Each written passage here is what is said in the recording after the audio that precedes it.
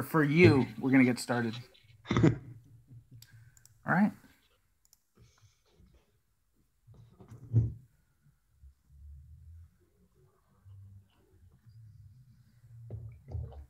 And welcome everyone to the Mechanics Institute in San Francisco, where we are here this weekend bringing you live coverage of the 2021 U.S. Amateur Team West Championship.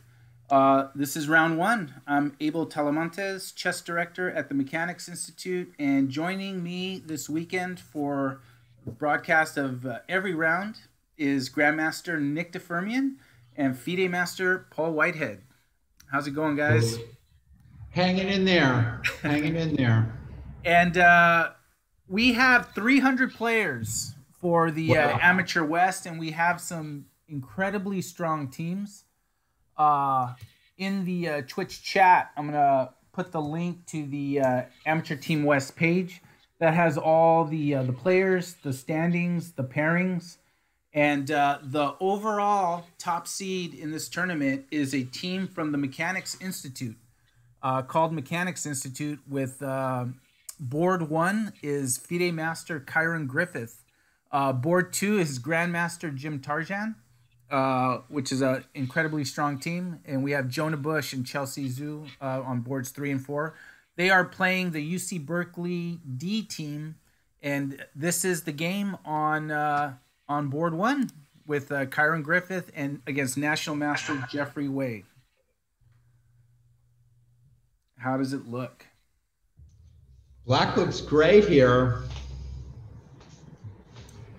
But I'm going to say that for every game of the Mechanics.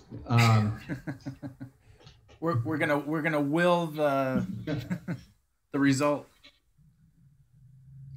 Well, I think Kyron has good chances. He still has his queen, which, he doesn't need one, as we found out in winning the 250 euro swindle prize. So that's right. The New in Chess Swindle Award, which was an amazing game. I remember seeing that game live when we were covering the Chess.com League, and it was amazing. And congratulations to him for winning that prize. That prize should be called "You Ought to Be Ashamed of Yourself" prize. You get rewarded for the shame. Yeah, so, I have my own candidate for that, and I'm sure Nick has one too. And just a game that you win, but you shouldn't have. And I never had a problem with that, taking games that I shouldn't have won. I had no issue whatsoever. This is board two with Jim Tarjan against National Master Armond Baradaron. So no easy games. Yeah, master versus master in all of these games. Yeah, and this is the first round, so you would expect the difference to be great, but that just goes to show the strength of all the teams. That even in this first round, which should be a mismatch, they're still gonna have to put a little bit of work in. And the rules are, you just need to win the match, don't you? Yes, you just need to win the match. So in a 4-player team, if you have 2 of your players have won their game, 1 of your players has lost, and then your final player gets a draw, you get the full point, 2.5, 1.5, right? Just like the Olympiads. Speaking of which, isn't John Donaldson playing in this thing? He is, and we're going to cover some of the Mechanics players a little bit later at the top of the next hour at 10 o'clock. Okay. We're going to have a little Mechanics devoted time there. But he is playing, as is Mark Pinto, who is a Mechanics Institute trustee, and Grandmaster Patrick Wolf. He's there. He's playing on one of the top seeds with a team from friends from the East Coast. How about that?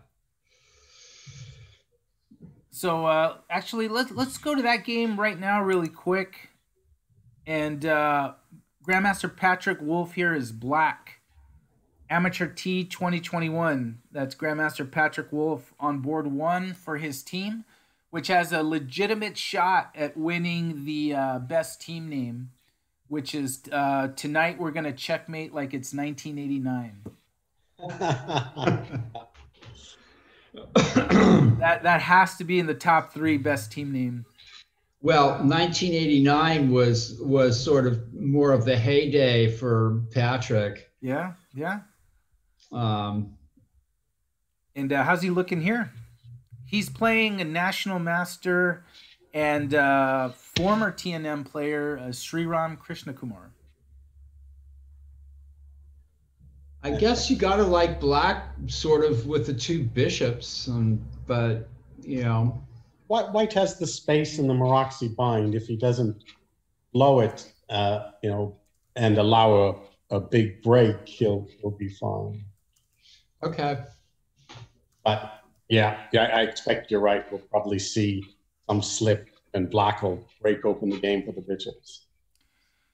And that should be his plan anyway. His hope. And one of the cool things about having this event online is we've had competitors that I think we would normally not have seen because you can play online. So we have some East Coast players and Midwest players. And I think one of these players is right here, a Happy Pawn, which is WGM and former U.S. Women's Champion Jennifer Yu. Oh, fantastic. Wow. So she is playing a Bay Area player, Satvik Krishnan.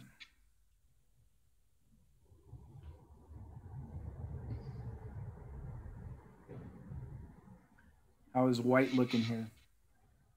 Trying to figure that out.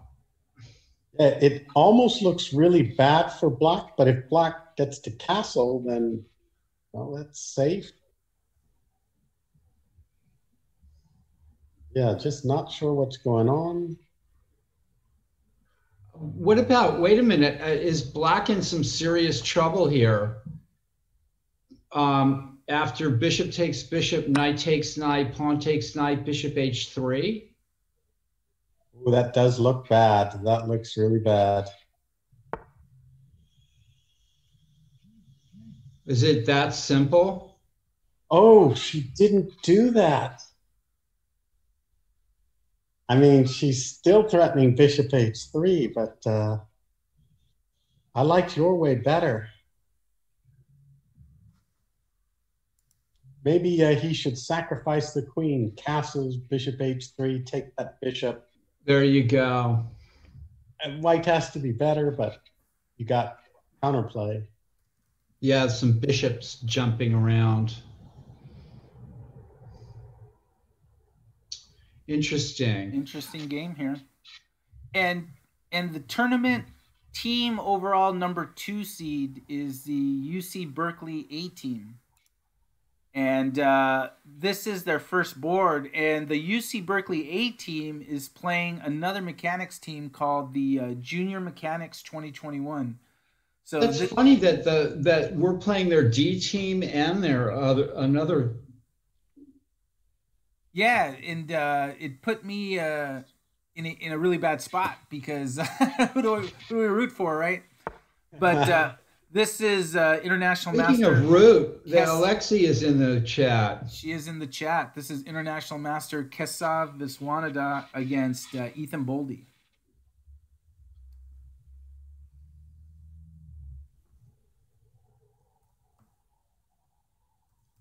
Well, black is going for that counterplay, but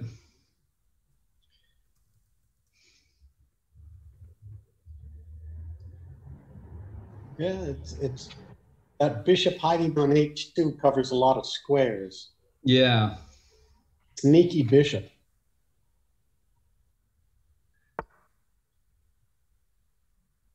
And the time I have trouble calling these kinds of positions. This is game in 60 with 10-second increment. 6 rounds. There's going to be 3 rounds today and 3 tomorrow. So the round times Pacific time are 9 a.m., 1 p.m., and 4 p.m. So we'll probably have about an hour break in between rounds for our broadcast, but we will be here covering every round. Let's check on board 2 on this match. This is FIDE Master Teemu Virtanen for UC Berkeley playing black against Daniel Lin, another TNM regular online. Smiley face support.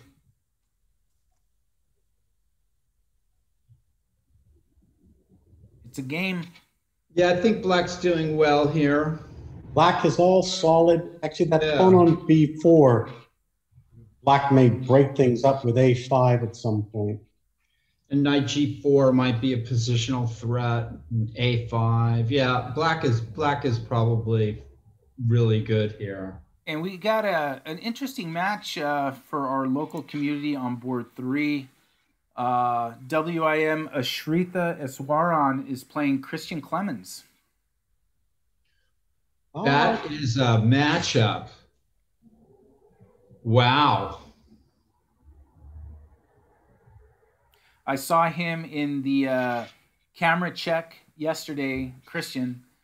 He was excited because I think he says the first time he's played the amateur team. Well, he looks like he might be in some trouble here, space-wise. If that white knight jumps into e5, that seems to be causing quite a bit of trouble. Yeah, I agree with Nick. I always agree with Nick. Thank you, Paul. I need the support. It's hard to go wrong. Yeah. And anyone watching, if you want to interact with the players from the tournament, we have a Discord channel. You can just click on there, and you can chat, interact. Another way to communicate with the people that are participating and following the U.S. Amateur Team Championship. So you can chat in our Twitch broadcast. You can also chat on Discord. Interact with us and let us know what you think.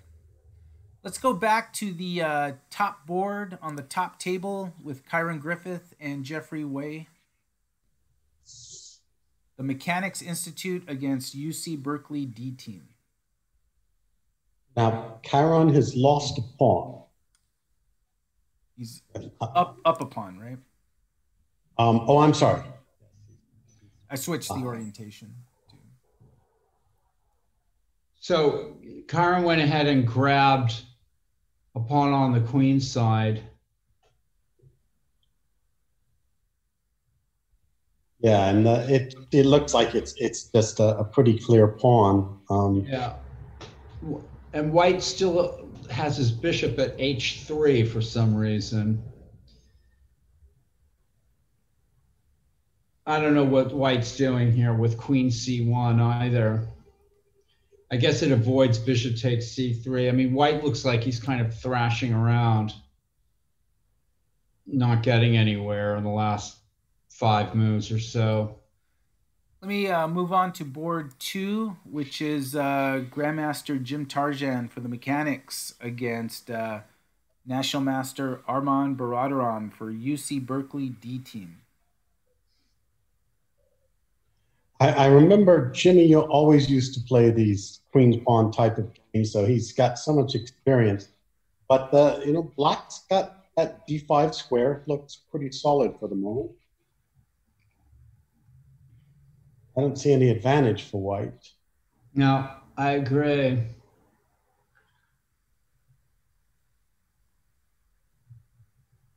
That's one thing about Jim. His openings are not as sharp as they were when he was a pro, of course. He just gets a position and plays. Right. And let's check in on a game that you were commenting on earlier, because I think we've arrived at the position you were looking at with Jennifer Yu against Satvik Krishna. And Bishop h3 has just been played. So she did see the tactic and played it a move later. Maybe it was always there anyway. Does black have enough compensation after bishop takes h3? I mean, surely black's not thinking of playing knight b8 here. Knight e5. Yeah. And that's what you were thinking, right, Nick? Just take the bishop. Take the bishop. Yeah, you've got the bishop pair, so you're worse, but you're still active. Or at least as active as you can be.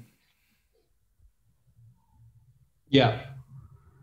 This is you know, black needs to be careful and maybe have some chances here. Yeah, if black could advance on the queen side, there's a possibility of getting an attack against that white queen. We'll see if Jennifer can hop around with her knights effectively. And moving on to check in on another game from an all-female team. Kimberly Liu, WFM here, is playing black against Maxwell Yang. And Kimberly playing on the team. We sneezed on the beat, and the beat got sicker as the team name. So that is going to be competing with Patrick's team. That is from a song. And so here she is looking... very aggressive move, f5. Yeah. Looks like she's going to just tear into white right here, right? Yeah, this looks like a French defense that's kind of gone wrong. It was a French. Although rook h3, rook e6, rook f3, rook c6, check, and queen d5. I don't know. I'm just throwing moves out there. Well, no, that looks very interesting. That's quite a nice continuation. Rook h3, rook e6, rook f3, rook c6. King probably has to go to b8. Queen takes d5. Yeah, that's too many the checks. one thing is, oh, you know, king on b8. That rook on a3 would finally have some use. Yeah, coming over. So it's a double-edged sword. Maybe black should defend the f7 pawn.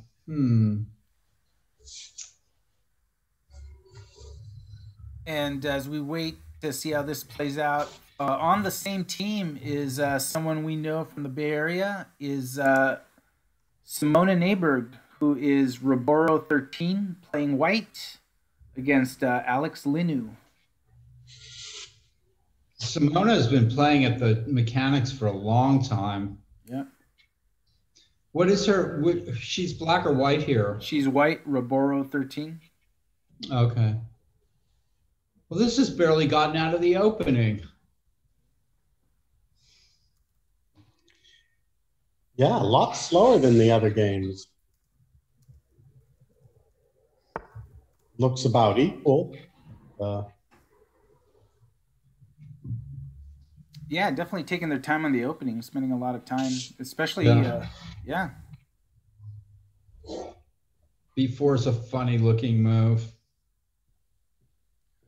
Let me go back to Kyron's game here. And then Patrick. We have to see how, and then Mark Pinto. And we will get there at around 10 a.m. Okay. Oh, that's just looking good for Kyron. Those rooks on those open files. Yeah. Pass pawns. Looks like he's got a pawn in compensation. Yeah, pawn and compensation.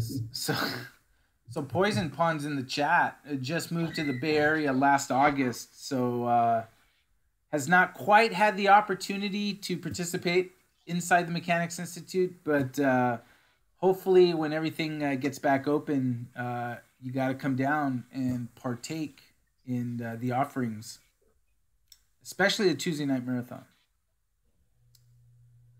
All right, let's peek board 2 of this Mechanics UC Berkeley D match. Grandmaster Jim Tarjan.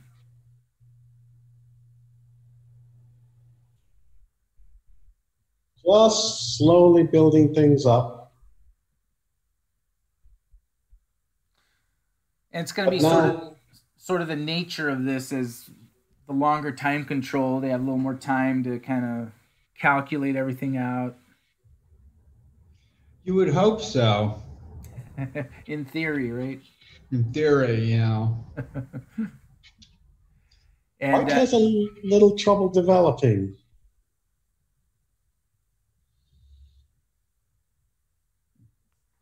Bishop D2, Knight C2 will come.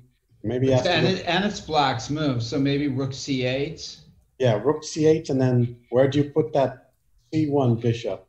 Probably has to go to E3, where Black can take it if need be. Right. That does happen sometimes, though. But this, yeah, it seems like the opening has gone well for Black. Yes. let's check on the board 3 because the bottom 2 boards are going to be important for Mechanics Institute. It says Jonah Bush for Mechanics playing Black. And see on this board... I remember Jonah explaining about playing against a computer, and I was playing some Blitz the other night, and I could tell somebody used a computer against me, and it just felt awful. Oh, is that right? Yeah. And yeah, he gave a nice explanation, and it had to do something where just the logic of why something was played just like wasn't there, right? It's like normally we play moves that have some an idea of why you would do that, right? It's relatively easy to tell too over a period of like say 10 moves or something if you're playing a computer. I think it's not that difficult. Did you report it? No, it was just an offhand game on live chess. Yeah, it does happen that people will. But you can report that. Those games. Yeah. I guess I could. I wasn't signed in or anything, so. Oh. Yeah. So it felt dirty.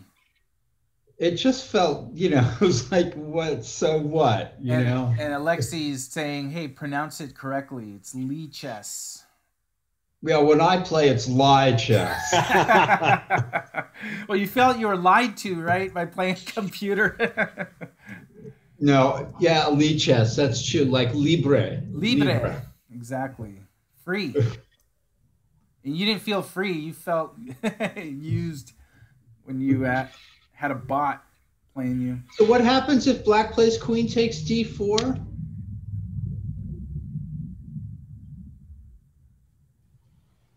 Oh, well, let's see. Can we go Knight takes F7, Rook takes... Queen takes E6. Maybe some knight comes to D5. We're gonna find out. Well, actually, can't you do knight takes F7, Rook takes, Bishop takes? But Queen takes threatens the Rook directly. Yeah. Also threatens Bishop going back to E3, winning the knight on B6. That may win the game. Although can Black make some mating threat at G2? I don't know.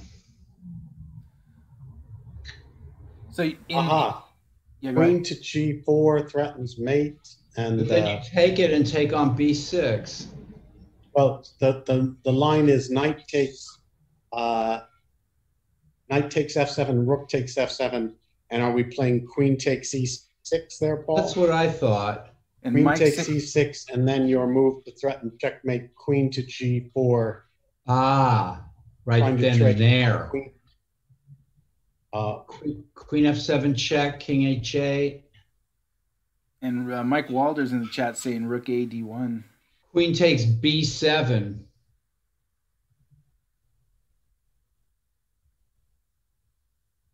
Oh, yes. Okay, so knight takes S7, rook takes 7, queen takes E6 has a serious threat. Oh, well, wait a minute. We can maybe play rook on A to F8, guarding that rook. Oh, if bishop E3, queen to G4. No, that also doesn't work for black. Because you trade and take on B6, right? With a winning endgame. Yeah, plus your bishop pins the rook at F7 still. Also, rook D1 looks strong first. Rook D1, the queen has to go to C5.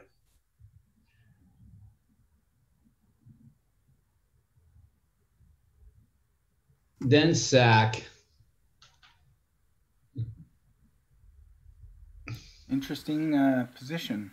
Yeah, that's a little bit tough for Joan, I think. It looks like White's got a very strong sacrifice at F7 here. Let's take a look at the board 4 in this team matchup. This is Chelsea Zhu for the Mechanics Institute playing White against Raymond G. Board 4 for UC Berkeley D. Those are nice white pawns in the center. Yeah. I like the white side here. With the D5, E5 possibilities. Yes, just those pawns are pushing black around in the middle.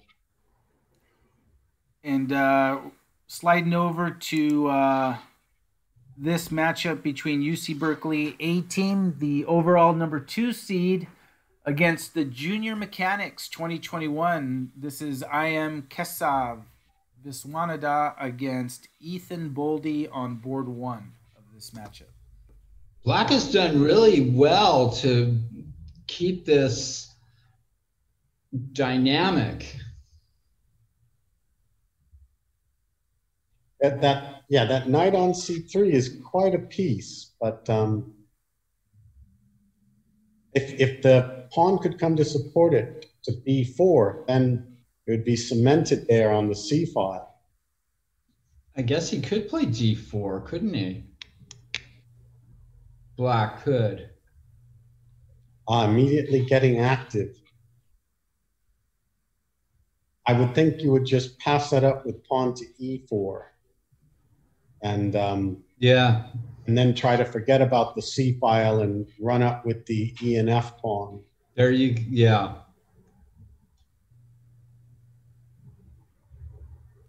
But black has done well here. I think. And in this same matchup, going to the board 3 of this matchup, this is WIM Shritha Swaron against Christian Clemens. This is I remember we were thinking that Christian was in trouble.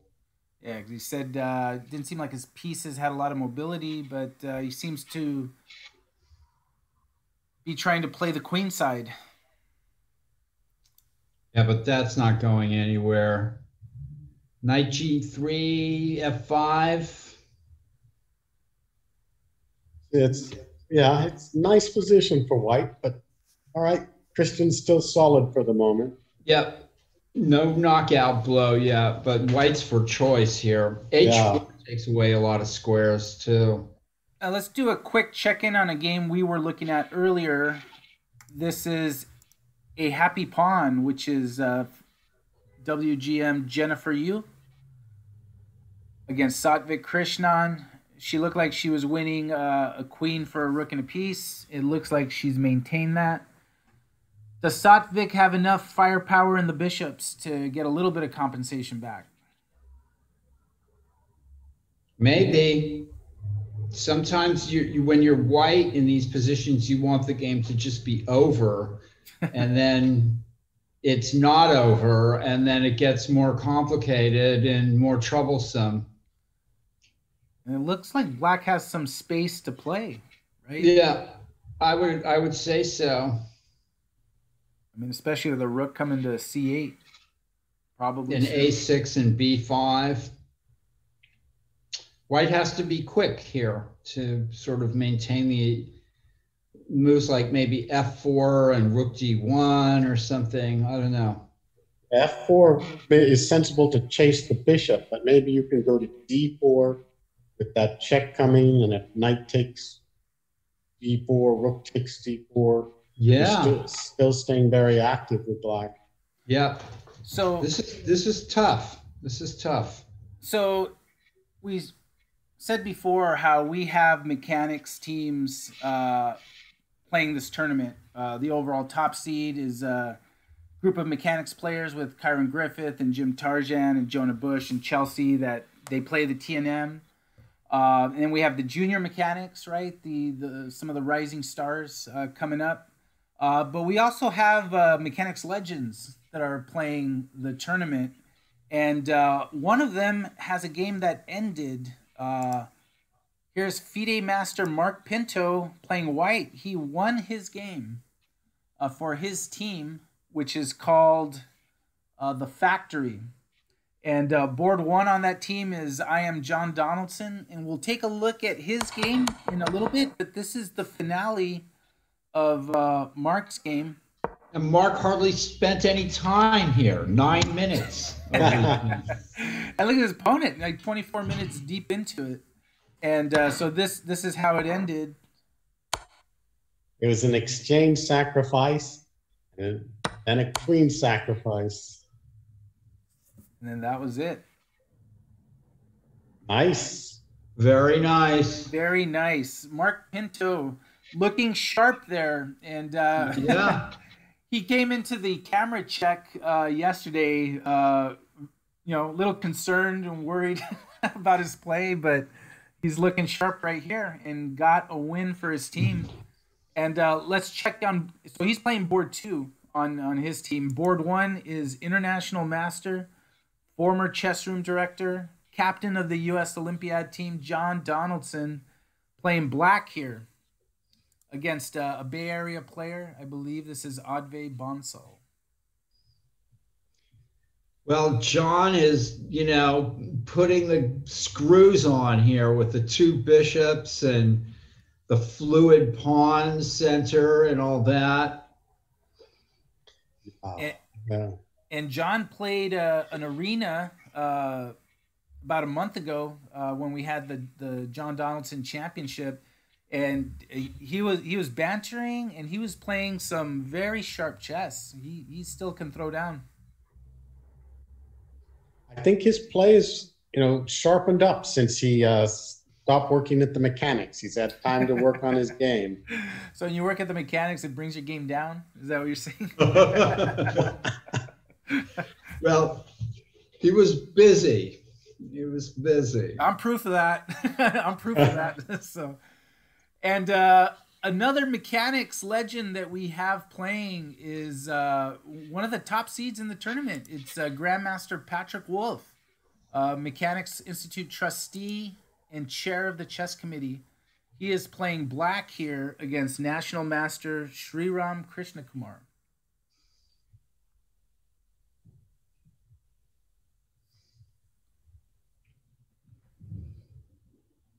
And this is, tough still. Yeah, it's if I were white, I'd go rook to d2, double on the d line, and I'm wondering where black's break is going to come. So, but he's playing maybe a little too safe with the white pieces.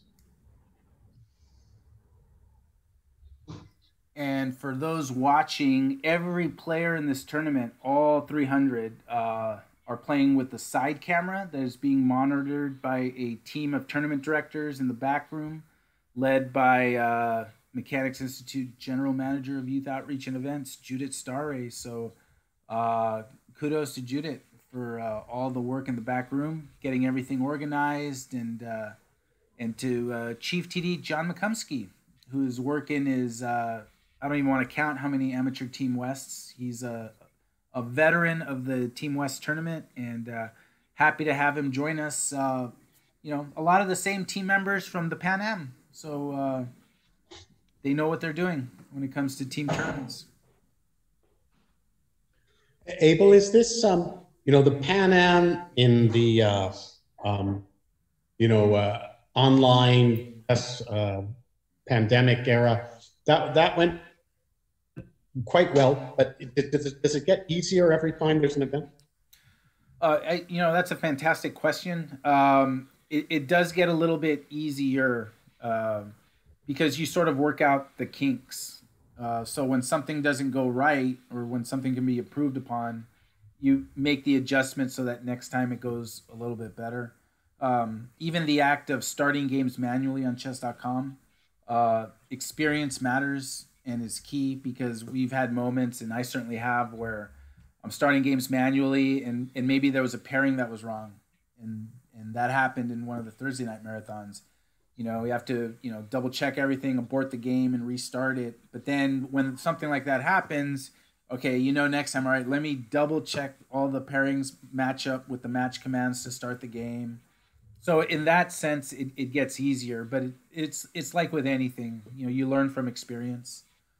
So they're getting a little bit easier, but I mean, it makes it even easier when you have, you know, obviously when you have Judith with you, but then, you know, the accompanying supporting cast with Brian Yang is assistant chief of the tournament, and he's helping start the games and monitor the cameras. And then a lot of the TDs we're using also work the Pan Am, so they already know what they're doing.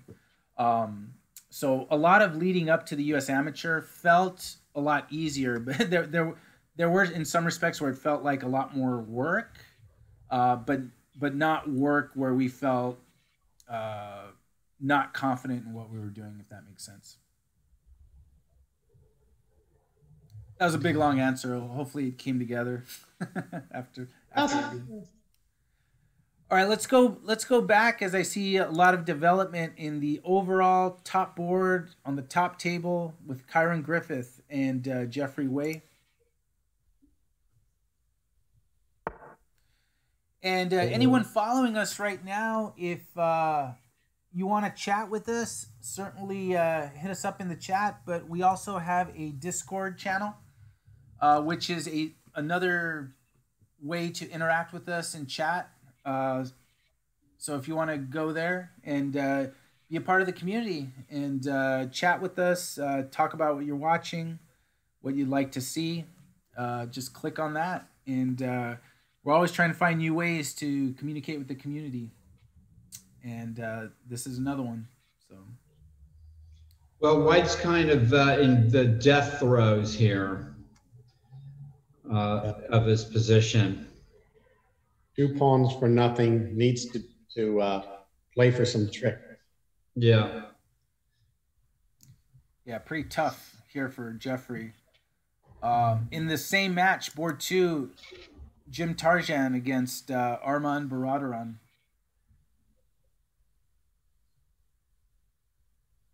And Mike and Alexi are in the chat. They like Kyron also. We all like Kyron. You know what I'm saying? Who doesn't? Yeah, who doesn't? What happens here? Bishop d4 is, no, that's not going to work yet, but I see a good move for black here. Maybe h5. I don't know. Or you could just retreat back to e7 with the bishop. Yeah. I think black is okay in any case. Or actually, how about the h4? Bishop h4. Maybe come to g3. Black looks like black is a little better here. I'm trying to figure out a way to take advantage of some of these pieces flying around, like bishop takes d4. Probably gets pinned. Rook to d1. Gets pinned. Yeah.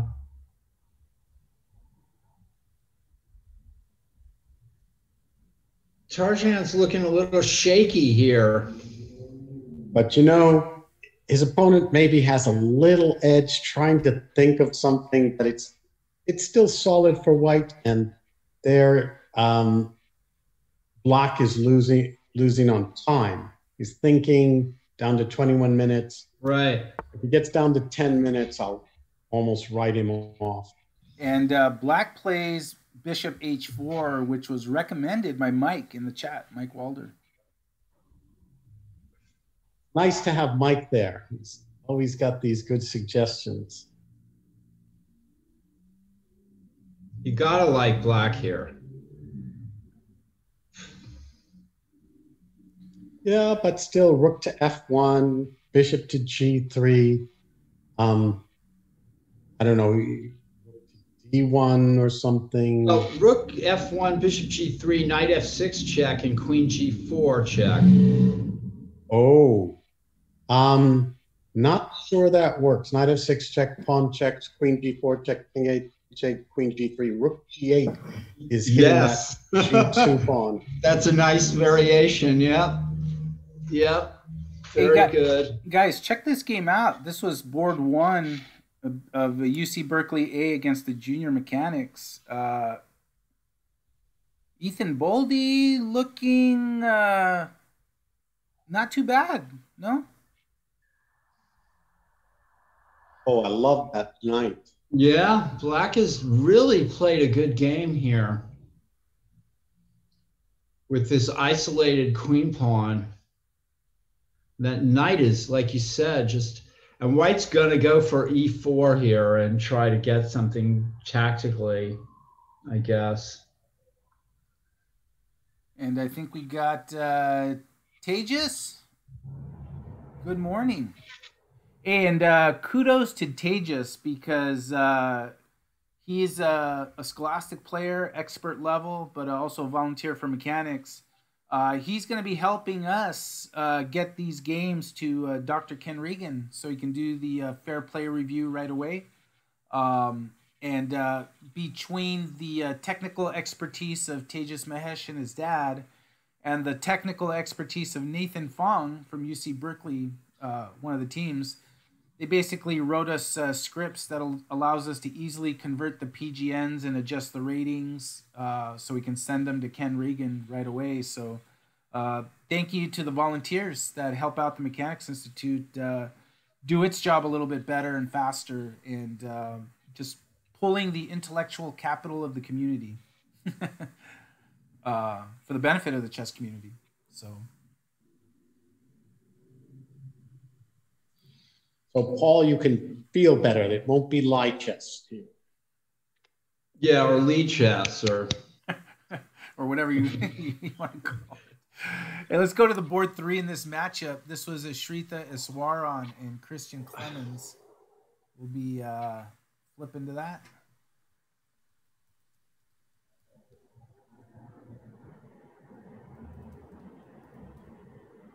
I mean, it looks to me like black's kind of waiting for the axe to fall. Very defensive posturing there.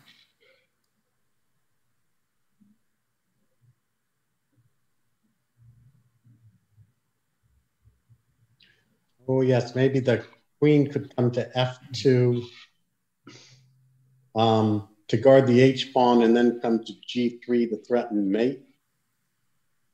But bishop g4 might cross that up a little bit. Yeah. Oh, then I don't know. Knight f6 check could be quite interesting. And it's getting very sharp. As Tejas Mahesh was mentioning in the chat, Shritha has played in the most recent U.S. Women's Championship, and I think she's played in 2 in a row. And she's also played at the Mechanics, right? At times.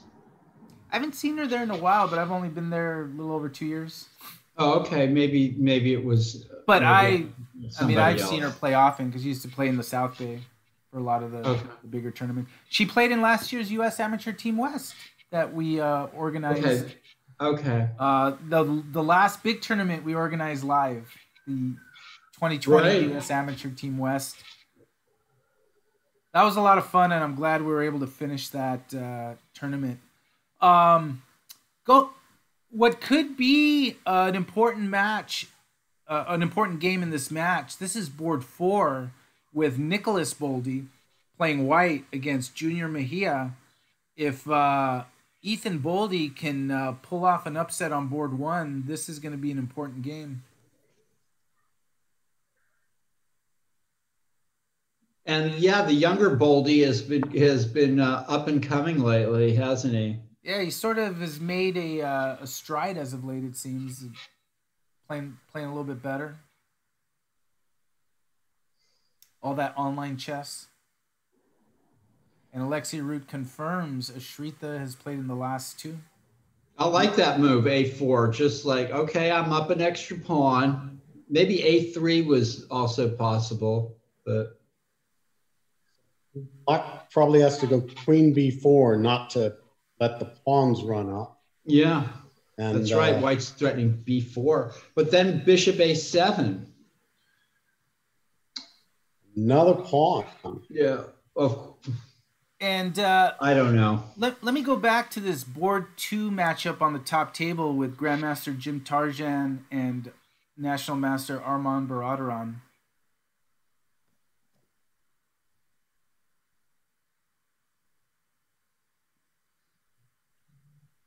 Tarjan moved the rook to e1. That seemed a little strange to me.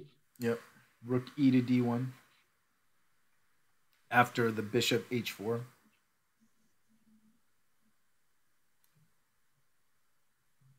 It does look nice for black. Bishop on g3. Knight e5. And then knight intending knight f3 maybe. Or knight d7. Black's knight looking pretty strong, taking away the d3 right there. Yeah, it's kind of good. It's nice just sitting there. It's a thorn in white's side. It just. And checking on board 3 about a move that you guys were looking at and going back. White did end up playing knight takes f7. Yeah, that's. And this is the current position.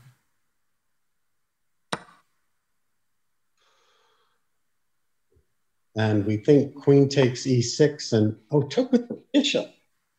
Yeah, Wow. That's maybe if queen took on e6, maybe knight fd5. Knight fd5. I was thinking bishop to e3. It can go back to e3, yeah. Yes, and if the knight takes on e3, you do queen f7 check. Yeah. If the queen moves, bishop takes b6. So now there's a bit of speculation about the white attack here. Unless you can pick up that knight on b6, like rook d1. Rook d1, maybe the queen, where does the queen have to go? Maybe b4.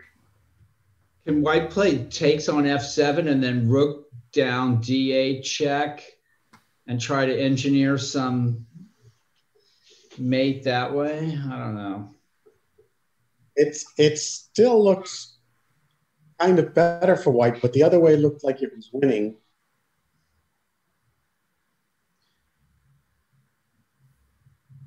Yeah, I mean, black can now, yeah. Oh, you know what? If queen takes e6, there was the move knight to c4. Blocking that out completely. Well,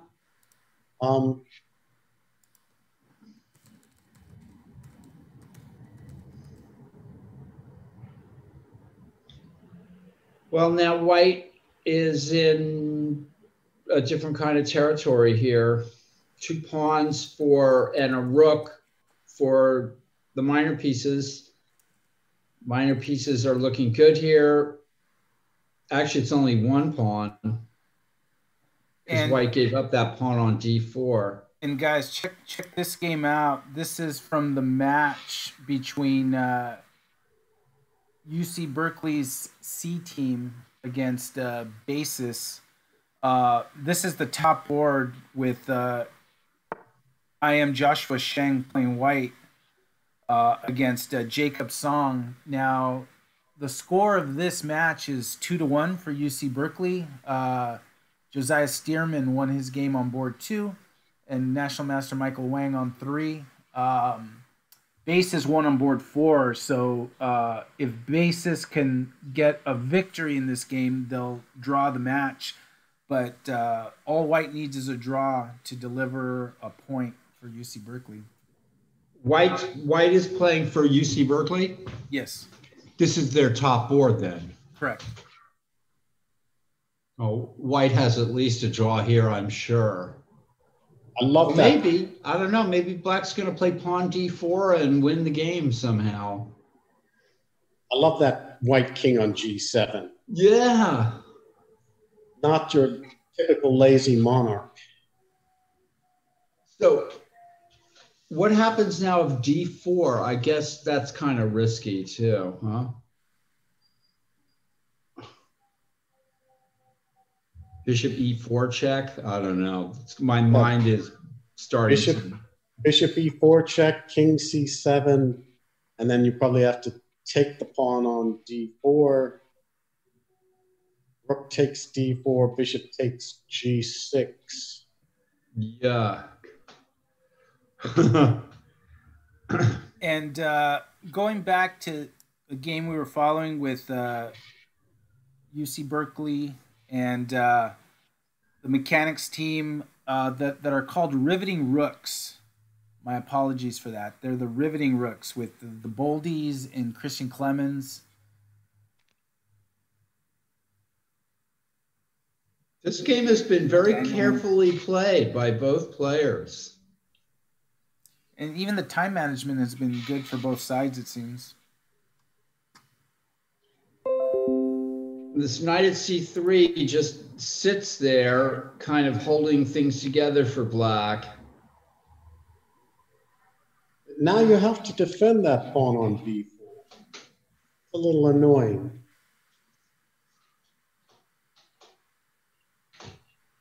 Yeah, like rook. Oh, can't play rook b8. You'd have to go rook b6, which I guess is okay.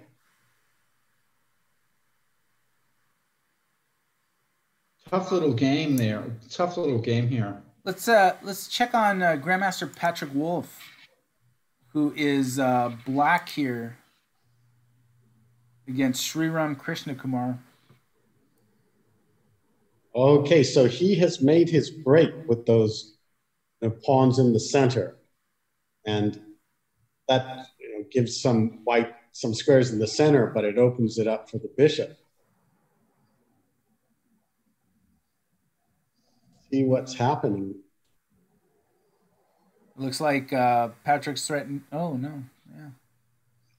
Well, the knight is threatened, so knight e2 maybe. But then knight e2, bishop e6, yeah. And then queen takes g6. And you could trade the queens, take the pawn on c4.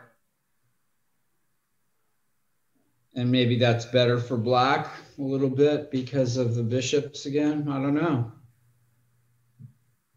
Now, if I'm counting right, white is a pawn up right now. Right. Yeah. If we go knight b3 and trying to take on d6 for the end game. Maybe bishop c6, queen d6, queen g5. Oh. That would be very Patrick Wolf-like. Oh, yes, that's an attack. Be very unpleasant to meet that. So that must be the idea here.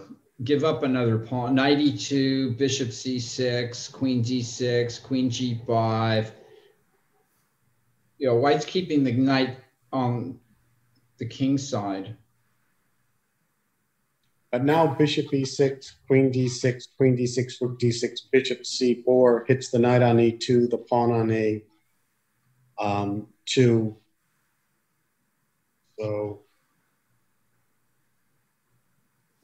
I think black should go for the attack here. Maybe queen g5 or rook f6 or bishop c6. You're right, though. The endgame probably isn't so bad either. Let's check in on John Donaldson. John who? No, just kidding. And his board 2-1, that was FIDE Master Mark Pinto. So John trying to do his part.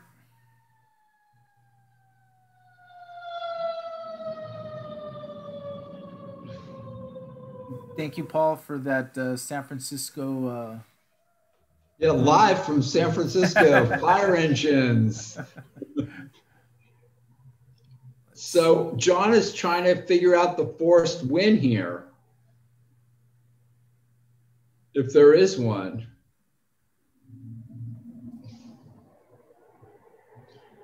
What do you think, Nick? Looks like there might be some kind of forced win. If you can figure it out. if you push the pawn to e2. There you go. So what is happening? Because that black rook then wants to come to f8 and to f1. You're also probably threatening moves like bishop takes c3. Oh, interesting. Like pawn to e2. If you would try to get the rook behind it with rook d7, you want to go bishop takes c3. And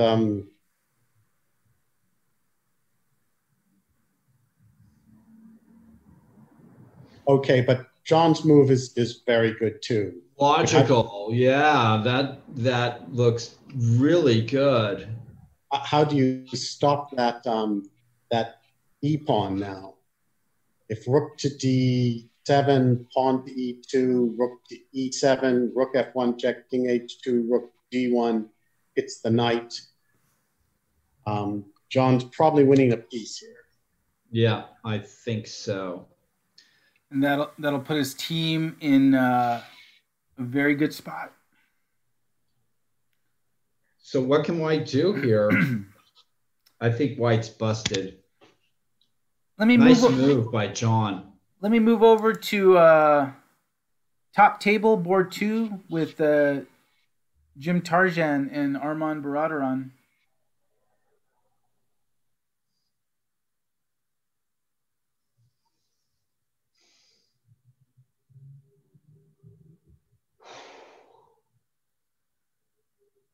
And black with 13 minutes.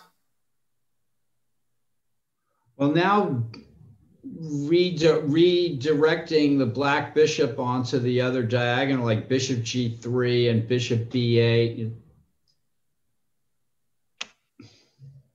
Yes, the knight comes to f3. Still a little better for black, but I take Abel's point, 13 minutes. I see Chessing's instinct getting into time pressure here. Because it's going to take time to build up something, right? And Jim has the time and the experience and the skill. So Jim, it's funny those positions where you feel, oh, black is better, but you just feel he's going to lose.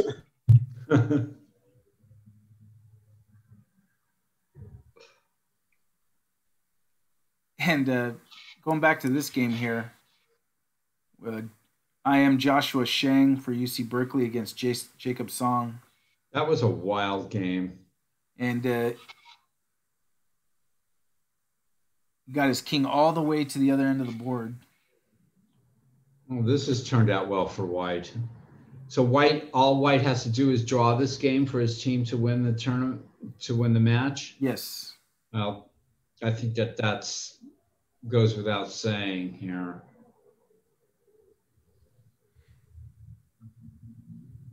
And Let's go back and check on this game that we were looking at earlier. This is Jennifer Yu and Satvik Krishnan. We were looking to see if Satvik could get some counterplay for the losing the queen for a rook and a piece. Oh, yeah.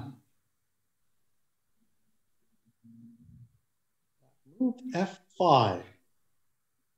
Getting so complicated. And then if white's move, it's black's move.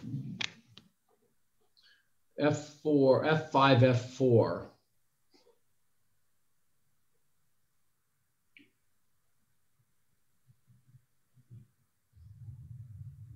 the bishop maybe goes to D4, and everything's happening right now. Queen B3 check. And the king has to hide on H7. And then Rook D4. Does it work? Knight D4, knight F6 check. And if the pawn takes the knight on F6, queen to F7 check. Nice ball. Very nice. Does it work? What if the king goes to G6? Oh, then queen F7.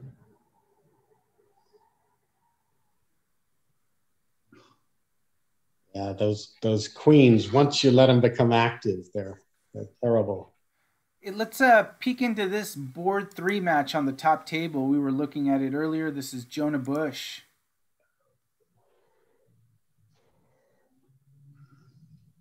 Jonah Bush for Mechanics playing black against Cal's D team, Justin Brereton. Wow. Now, is it black's move there? It's black's move. Yeah. And black could go queen takes G5, threatening mate on G2. Yeah, it looks like it. Oh. What happened here? Yeah, white just played queen E6.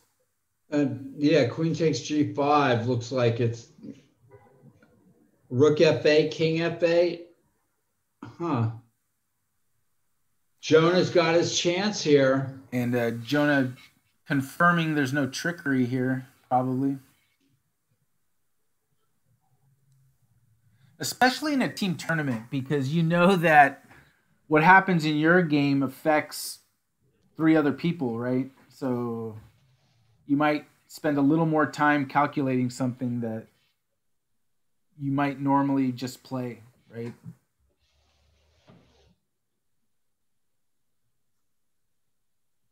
Queen G5 looks like a winning move.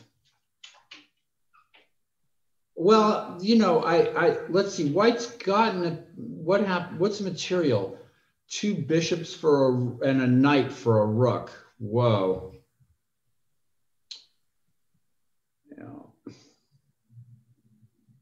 I think White's just overlooking his bishop hanging on G5. I mean, what other explanation is there? He could have played bishop E3. Yeah, because I don't see forcing moves that lead to anything. Rook F8, King F8, and that's the end of that. Well, congratulations to Jonah so far. Well, but as we've seen, it ain't over till it's over. He played queen C6. My.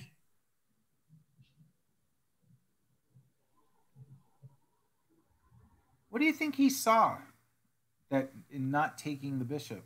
It's what he didn't see, I think, that we should be asking. I mean, queen takes, what was wrong with queen takes G5? I have no idea.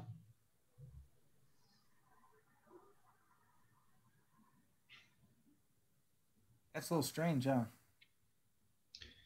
And now white is still sort of in the game. Black is starting queen takes G2 mate after queen takes G5. So unless he missed that the bishop was, yeah. And white's happy to bail out, although this is still. Rook E6 threatens things. Yeah, Rook E6. My God, what a turnaround. Oh. This This is where the team captains, earn their worth. They're watching, they're rooting, and it plays with your nerves to see these ups and downs. And there it is. From a win to a loss, it's tough. Very tough. Let's check in on Patrick Wolf and his team. Yeah, let's see how Patrick handled that position. That was an interesting position. And he is black here, and looks like he's down 2 pawns. Right, but we anticipated this. Right. Now queen g5, and if knight g3, rook f2 or something. That's very interesting, yes.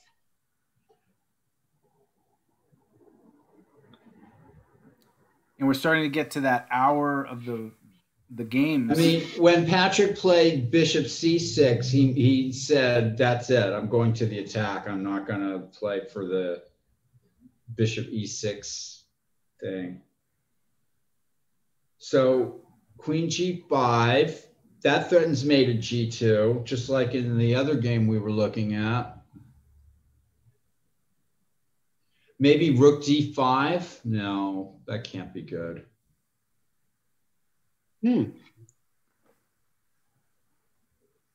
g5, knight g3, rook f2, king f2, rook f8.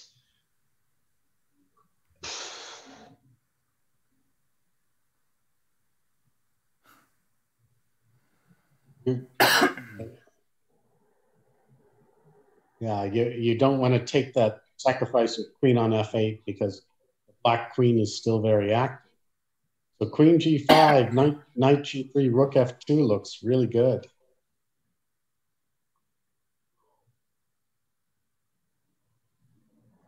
I think you're right. Queen g5, rook to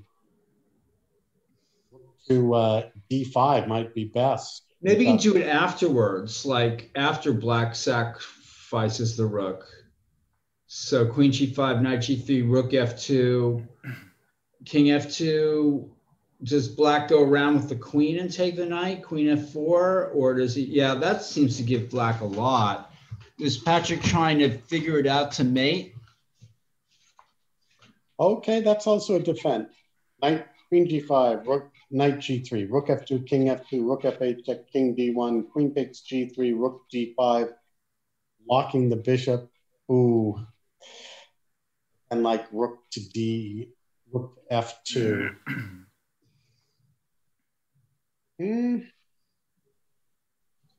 F2. Well, I mean, Patrick's in for a penny and a pound here. Is maybe rook f2 right now? No, doesn't work.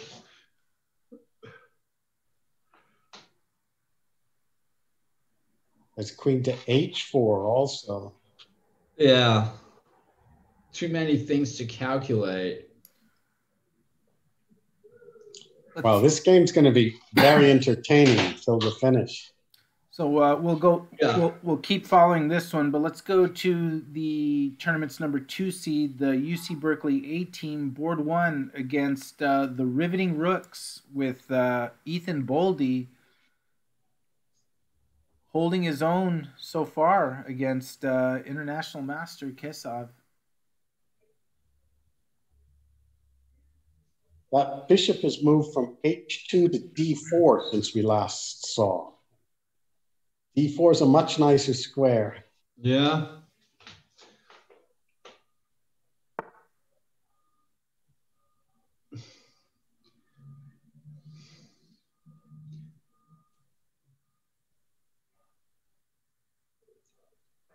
It looks like black should just sit tight here and play useful moves and see what happens. I always like to play something like h6, make loof so I don't forget about a background checkmate. Yeah, yeah. Very good. And a couple of game results.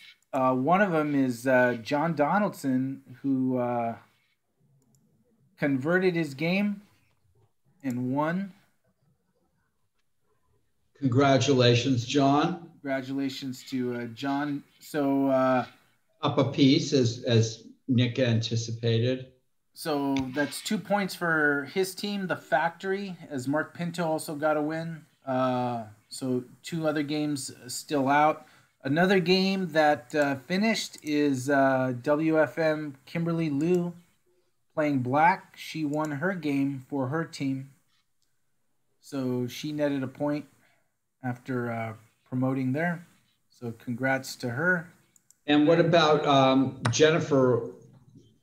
Jennifer Yu, let's check in on her. Here we go.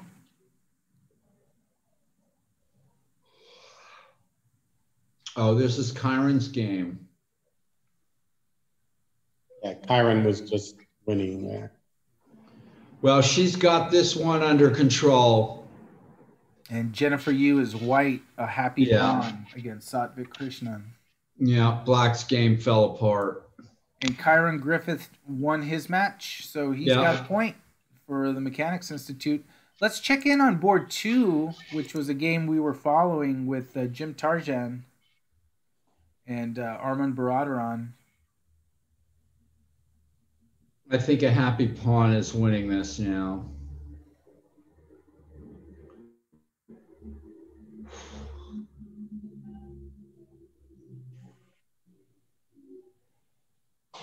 And black at 5 minutes left. So white has to play e4 here? Except it's black's move. Oh. That's okay. That gets in the way. Yeah. So if black plays g5, white can play e4 or something, and then knight block with knight e5. Well, bishop takes f3 is not a mating threat. You got to do queen takes f3. Oh yeah. Queen h2 check, and you just run out. So you have to think as black, but you only have 5 minutes.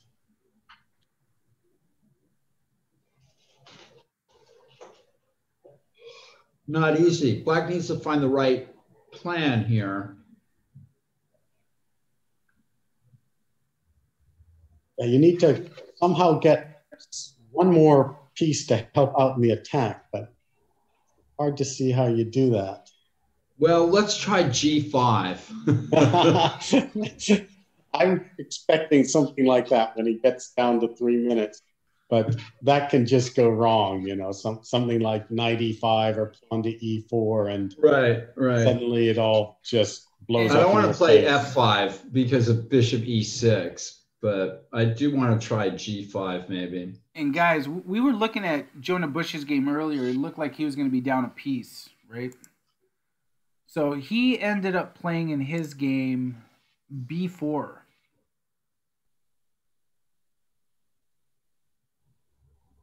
All right, complicating the issue. Does this complicate it enough, or is this just buying time?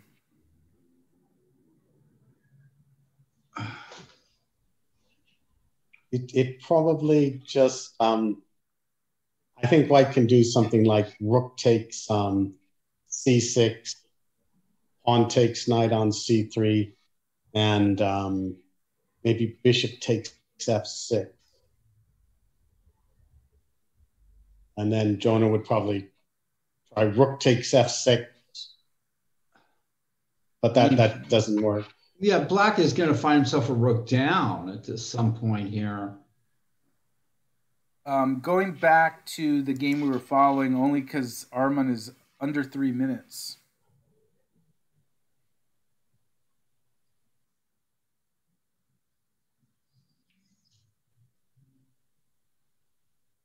And there's been no move. Yeah. No move. And the time might catch up to him here. And that was Nick's prediction. And there's still so many pieces on the board, right? I mean, this, King h8 and f5, huh? Okay. Well, if we had tag team chess, we'd throw you in, Paul. We got 3 minutes to try to finish the game. And just a quick peek at Patrick's game, just to see the developments.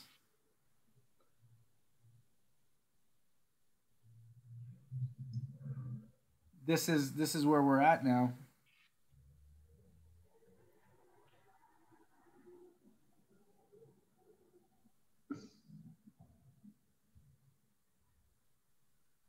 So it was Queen F7, Pawn F3, Bishop takes F3. Oh, yeah. He took the pawn. Breaking things open. So if Rook F1, Queen C4, you know. Maybe. Yeah, that looks. Wow.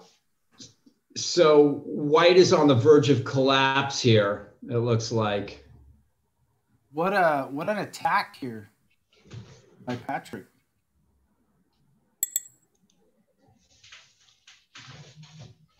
So we'll keep an eye going. Oh, Queen F7 was a very deceptively simple move. Rook F1 has been played. Rook C6 immediately.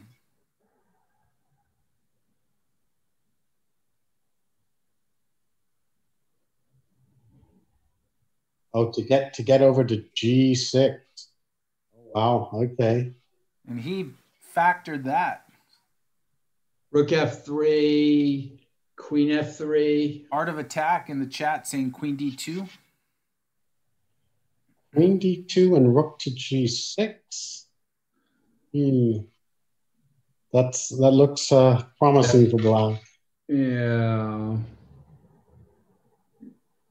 And Rook F3 is met by Queen takes F3, right? Yes. And then both black rooks are defended by the black queen. That's a strong queen. Gosh. Checking back in on Armond's game.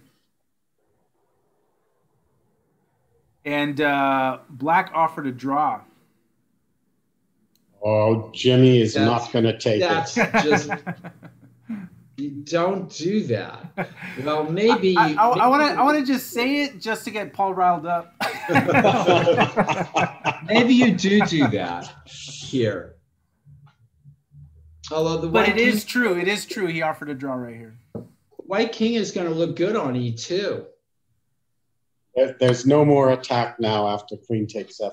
And Tarjan's got 21 minutes. So Queen F3,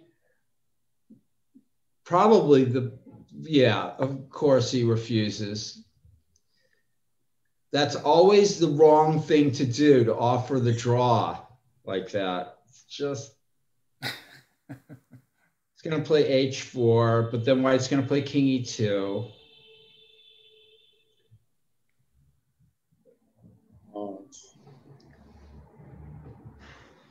Yeah, I'm calling this game. You called it a long time ago. Okay.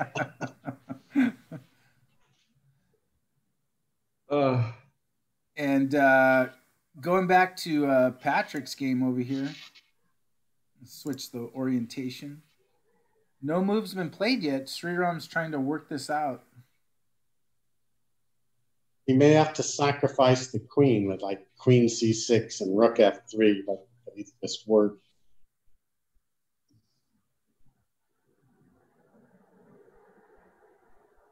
Attacking chess by that's a Queen C6 and Rook F3. But then Queen takes C4 and the end game's clearly better for black. Yeah.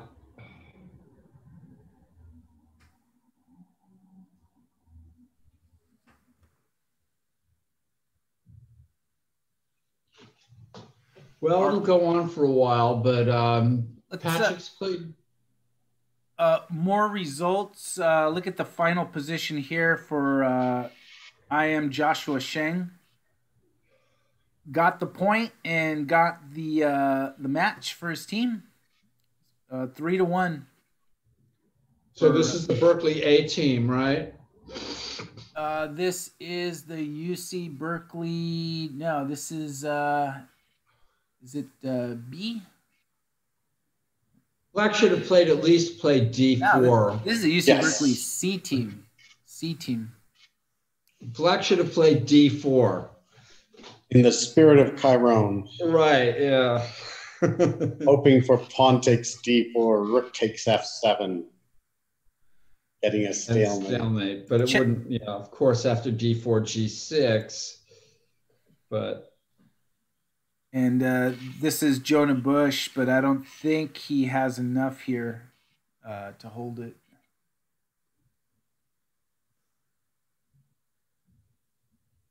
Since now Black threatening bishop E7, right? So White has to get that rook out of the way.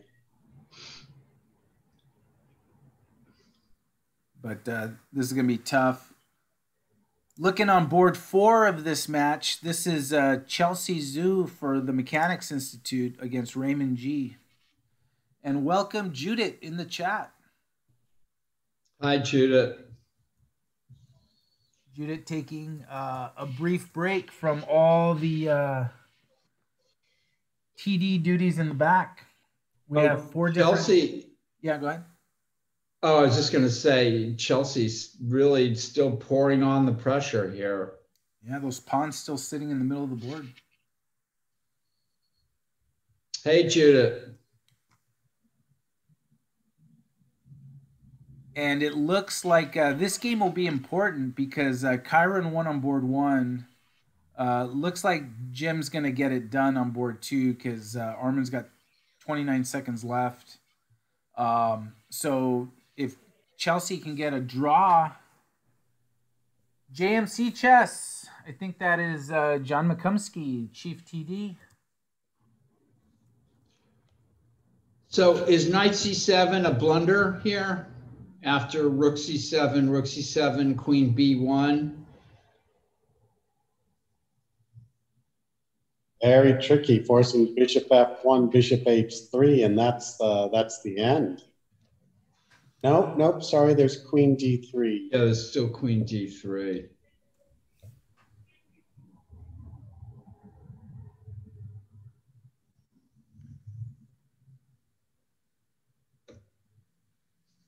Yeah, Queen D3 is probably, you just win after that. And doing a quick check-in on Grandmaster Patrick Wolf. Knight A7, Rook A8, Rook C7, Rook A7. White can't play Queen B6 because of the Queen is defending it. So White played Queen D2, but now Rook G6. Oh, this is tough, huh? What a brutal attack this is turning out to be. And I have the foresight to see the counterplay. So what, G4, Queen C4, if nothing else? Now White's hoping for a miracle here. Yes. All those black pieces on the king side. Yeah. And Patrick Wolf's team, board 4 won their game. So the other 3 games are out still. But if Patrick can convert this, they'll be 2-0 with 2 games left.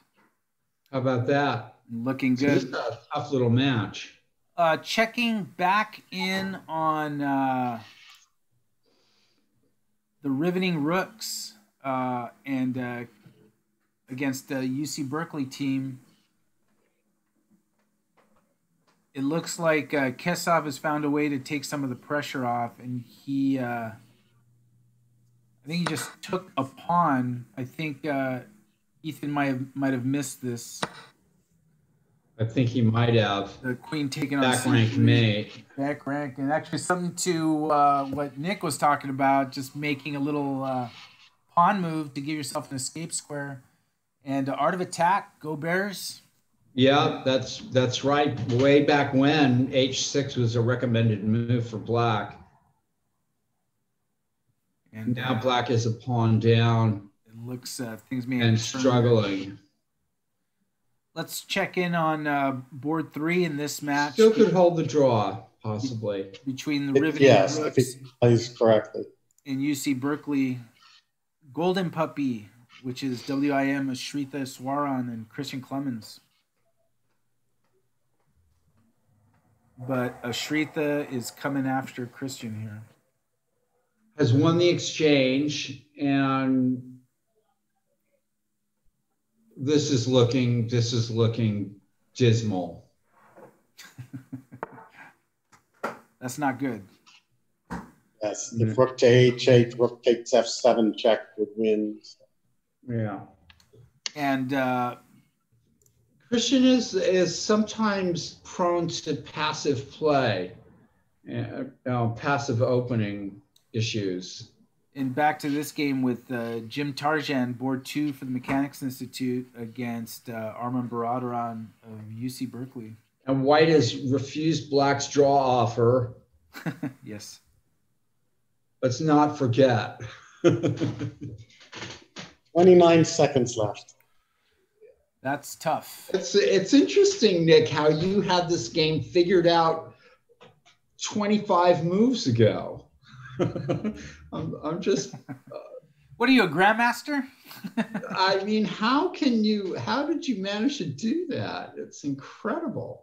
Well, you've had positions where you're better and you think you've got something, but it's just not so easy, and you could see that.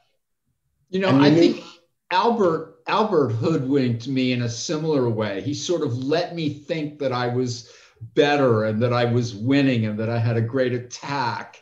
And it turned out I really had nothing, and I used a lot of time, and I didn't, Did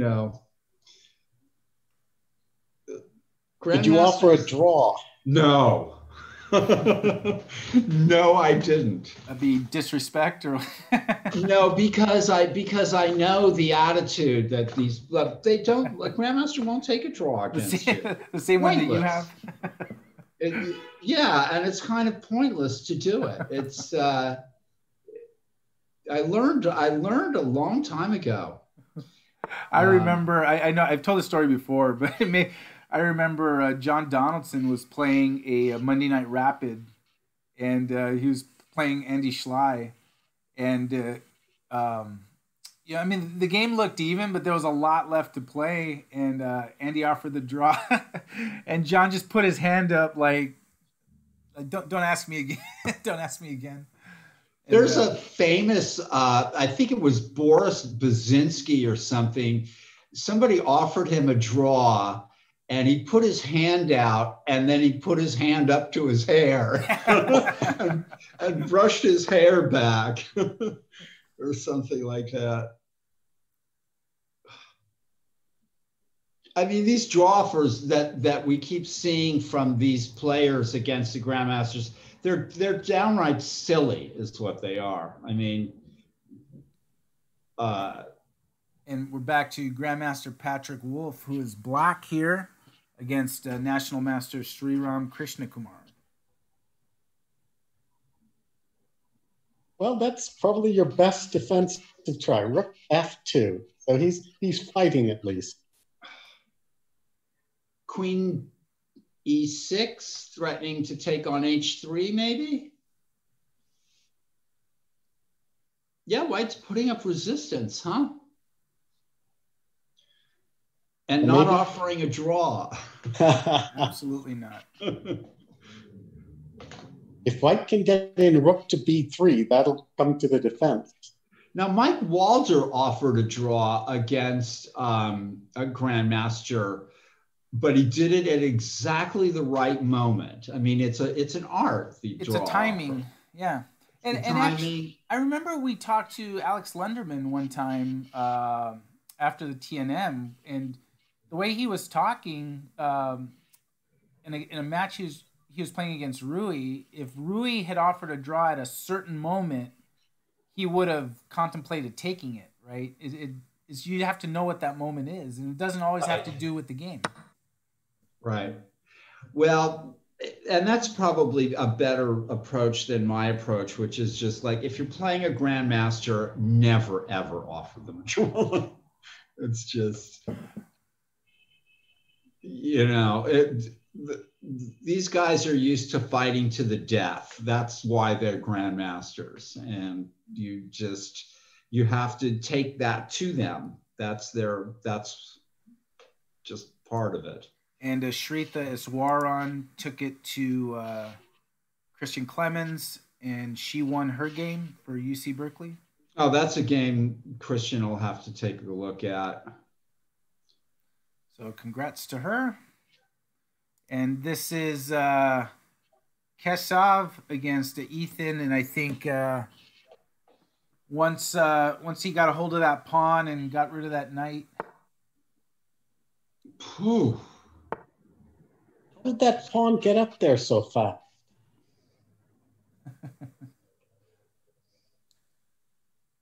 Shabalov is in the chat saying, I remember playing in New York. Weaker player offered a draw, and GM responded, draws flies. The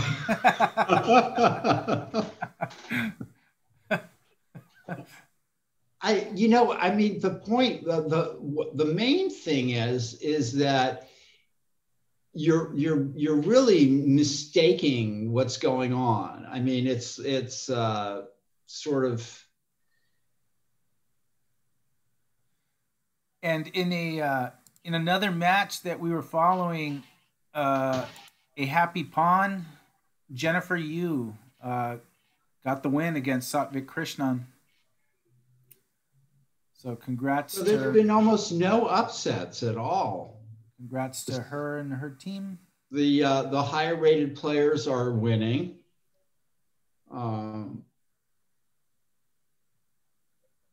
I just love her name, a happy pawn. A happy pawn.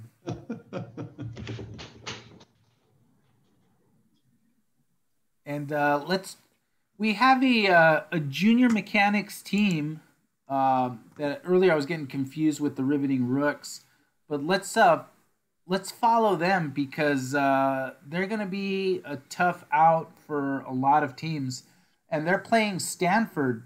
So let's do a check in with them.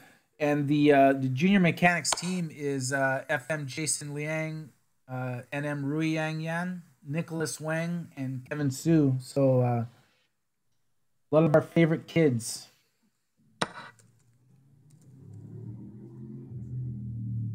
And let me see.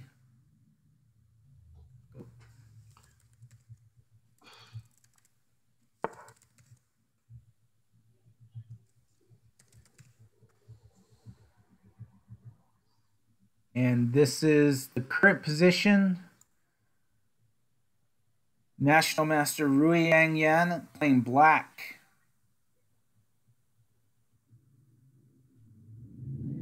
Oh, so Rui is playing in this tournament. Yeah, so her team is the Junior Mechanics with FIDE Master Jason Liang and Nicholas Wang on her team. Oh, wow. That's a great team. I'm rooting for this team. Yeah. I am totally rooting for this team. A lot of kids. Yeah. And it's all kids, right? All kids. And Kevin Su playing fourth board. She's wow. Christopher Wolf from Stanford University.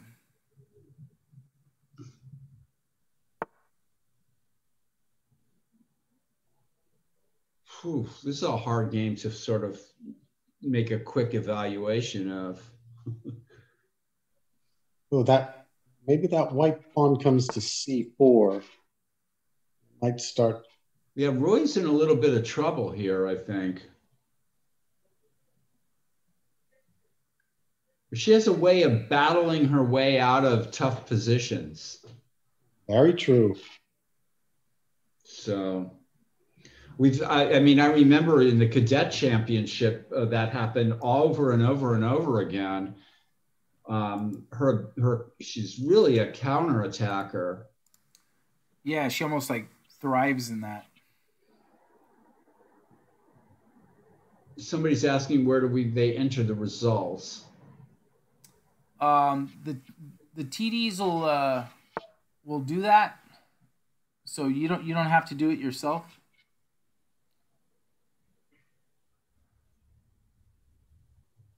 So but don't worry, Daniel. Yeah, and so somebody said they declined a draw from Miles, who then proceeded to crush them in a simul. But that's for his insolence. But it's better to lose and gain the experience. Sure. It's so much better to lose and gain the experience than to. And let me go back to this game with Grandmaster Patrick Wolf playing black against Sriram Krishna Kumar.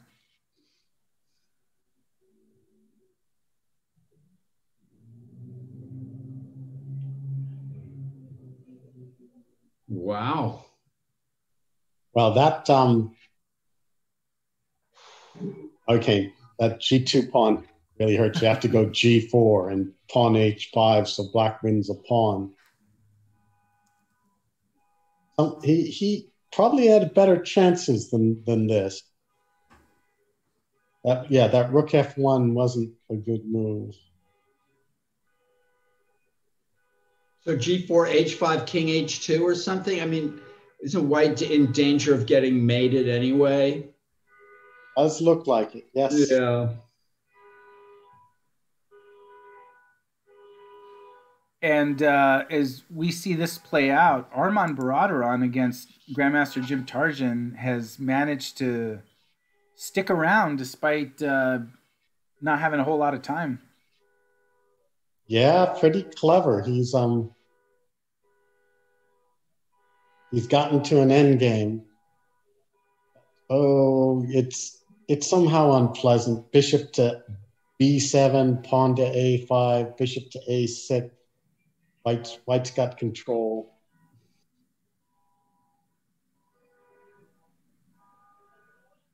Or bishop back to C2 to B3. And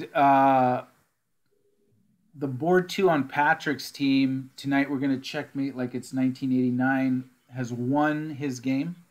So that's a point for Patrick's team. And board 4 has won their game. So either a half point by Patrick or from their board 3 would give them the match. Armond Baradaron in this game down to 12 seconds.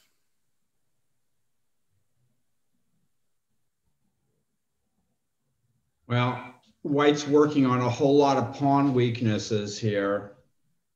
I didn't like Tarjan's last move. Sometimes you get so confident, you say, oh, he's going to lose on time, and you play automatically. Still, White can torture Black for a long time after King D3 or something. But I agree, it's that, bishops of opposite colors is rearing its ugly head. And here's where the increment's to the advantage because it's a 10-second increment. Rook C7 is forced. Oh, he blunders a pawn. Now that's inexcusable. He had to play Rook C7.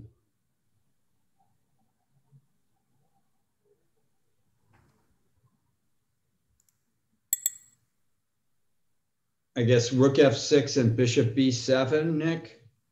Yeah, he wins a pawn, so there's still drawing chances because of the opposite colored bishops. But yeah, that's now a pawn ahead.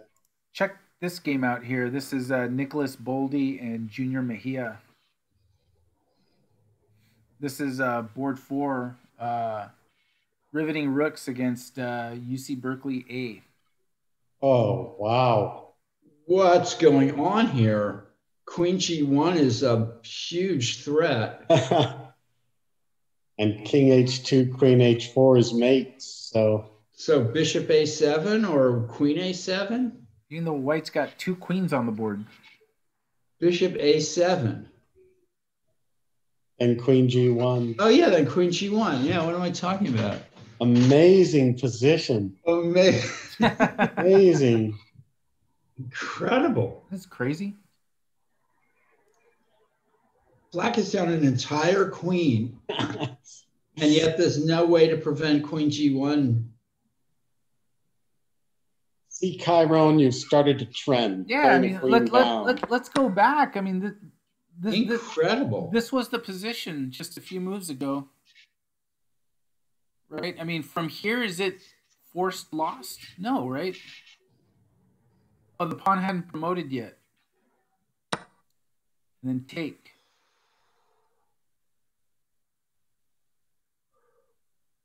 And he thought, how clever. I make a queen defend the G2 square, but it doesn't do the job. Really nice. H2 is a shot from the blue, is a incredible shot. Yeah. So white should just take back on H3 and then what? A draw by perpetual check. Instead, H2, what a great move.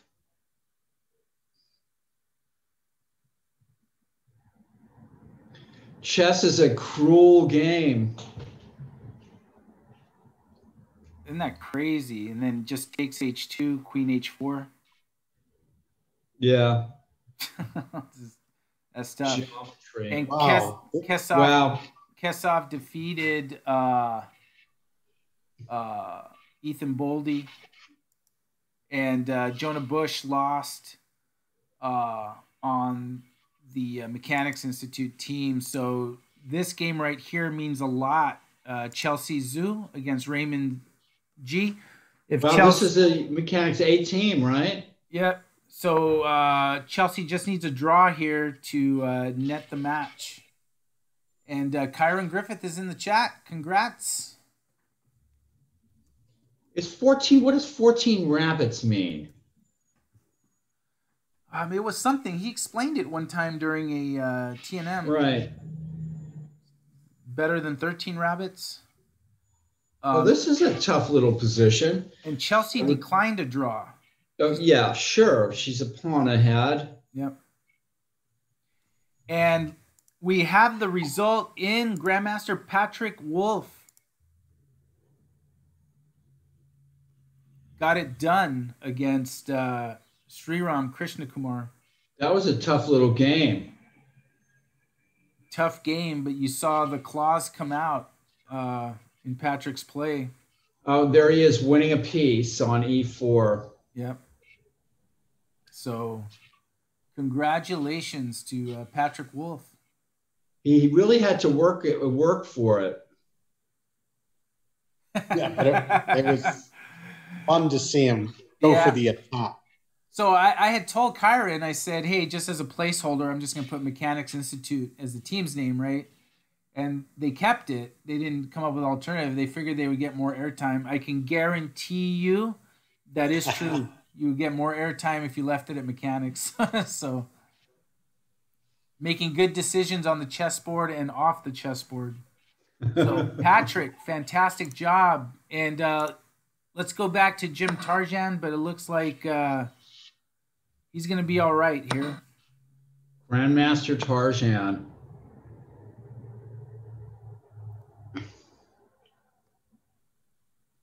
Now, is there any way that Black can? Sure, Black is hard. I mean, what do you think, Nick? Yeah, it's very close to a win objectively. So, with the because that Black king is far away, so, and you've got the passed B pawn. And the Rook E6. Okay. Well, this has gotten very well for white. Yep. She may have to lose a pawn on the king side, though. But the match between Tarjan and this game are connected because if I was white, I would play king h5 and give up the pawn on the h file, and then try to win the pawn on the. Oh, can she zigzag? Yeah, better to give up the h pawn, I think. Yes, sure makes it easier. Yeah.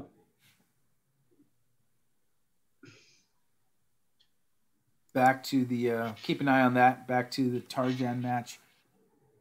And two connected pass pawns should be winning against one.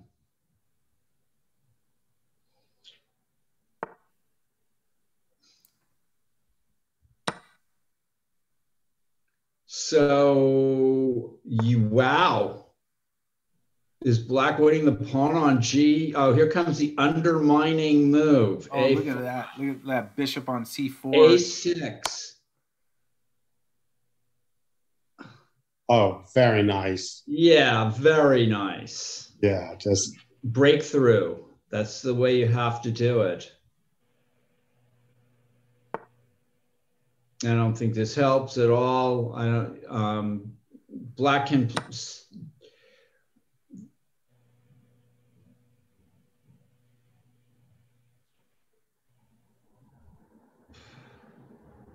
Well, bishop d3 check, and then pawn to a7. Black messing around on the king side with rook h3. That doesn't do anything. He plays a7 right away. That's probably good enough too. Oh, is it a little complicated? Because that h pawn can run now.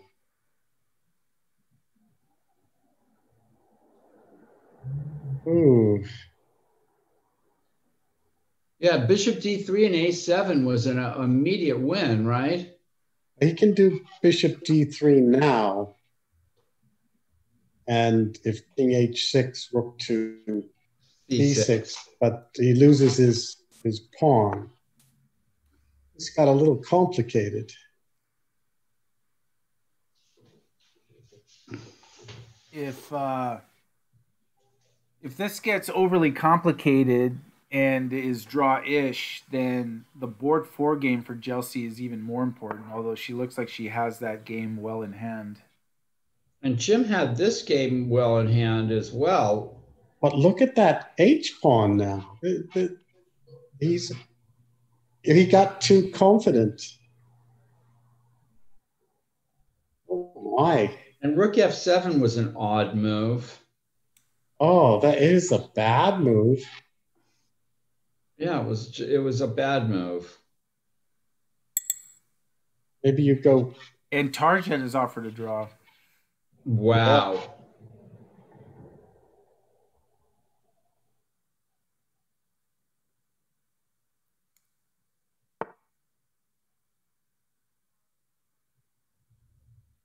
Well, can white play rook f3 here? Yes. Just easy move.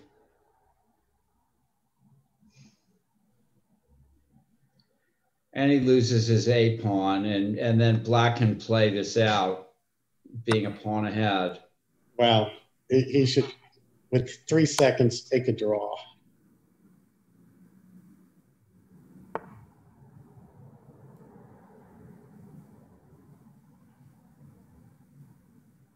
And I feel bad for Jim. He had this in the bag. And Tarjan offering a draw again, and Armond playing on.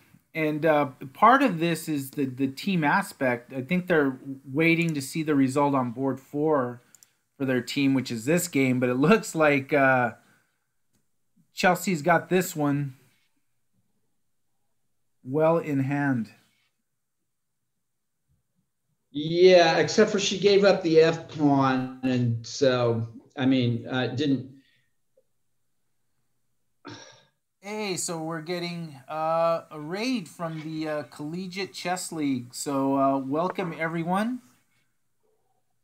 If you joining, this is the 2021 U.S. Amateur Team West. Make sure you follow us at the Mechanics Institute by clicking follow, and you'll be alerted when we come on the air for our broadcast. And congratulations to Chelsea, who won her game. So if Jim Tarjan can draw his game here, they will win the match. And I'm guessing this is the reason Black has not accepted the draw only because he knows that by accepting the draw, you lose the match for the team. So it appears Armond is playing on just to see if something can happen, because if he takes the draw, they do lose the match. You know, those pawns are split apart, black pawns. So it's almost as if black is 2 pawns up. Yeah, this is no longer an easy draw for white. I think white has to keep the rooks on the board. That he doesn't. He's not listening to me.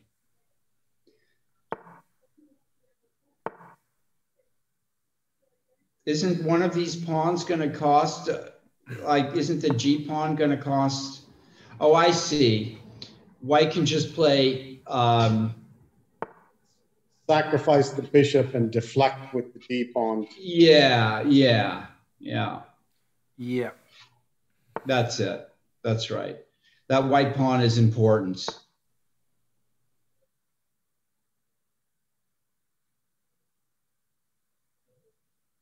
White draws by the skin of his teeth here. Yes. Now king b5.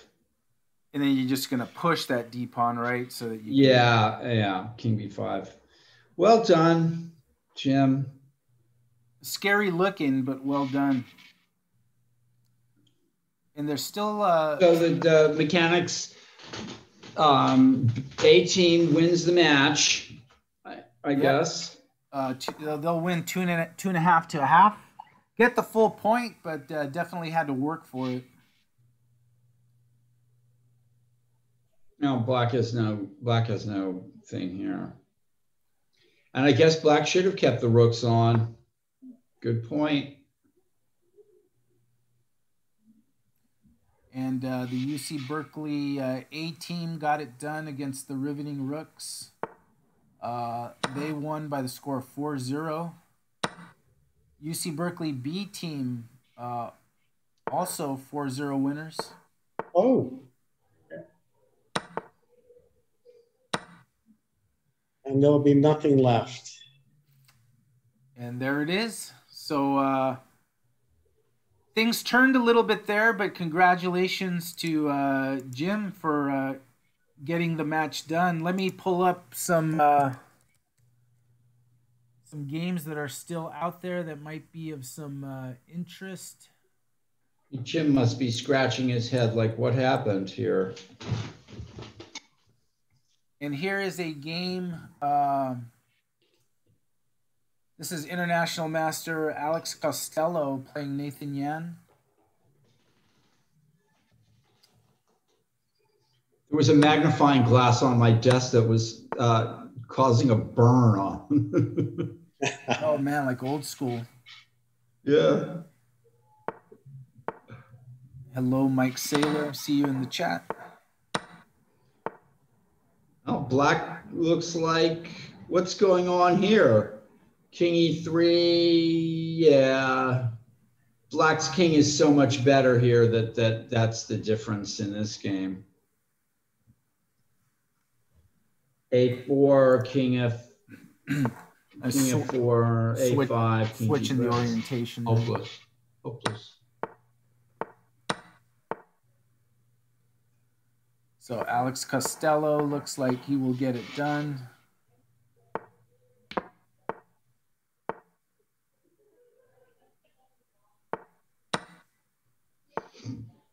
Looking for by a whole bunch of tempo.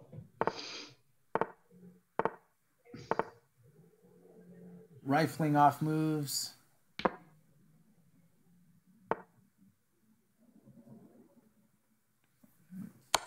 Two queens is better than one. Although that wasn't the case in that game that we saw earlier. Yeah, that was an incredible game. That is there a prize? There's not a swindle prize, is there? No, and actually, that could be an interesting thing. There's a game that is The still going. TNM Jeffrey Wang and Nicholas Jiang. Full rook ahead, though. Oh yeah, this is not looking good for. How does Rui's team do? They had a tough time there. So Jason Liang drew on board one with a 21-63. Wow. Rui lost her game. Nicholas Wang won his game, but Kevin Su on board 4 lost his game, which was an upset because he was 20-15, lost to a 15-65. Wow. So they lost the match. They a lost big the upset. match. Yeah, that was an upset. Huge upset. Mark Pino's team and John Donaldson's, they won theirs 3.5 to 1/2. That could be good for tie breaking. That's right, and that's where it becomes important. Patrick's Wolf's team, they won 3.5 to 1/2. So, yeah, in terms of that, the Stanford top team with IM Bryce Tiglon, WIM Emily Nguyen, and National Masters Seth Taliansky and Robbie Selwyn, they went 4-0. So they're looking strong. Almost all the matches are in the books.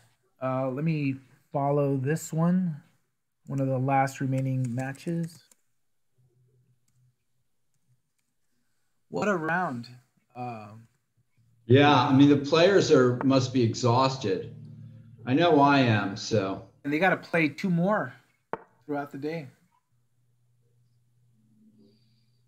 And we've had some nice people saying some nice stuff in the chat.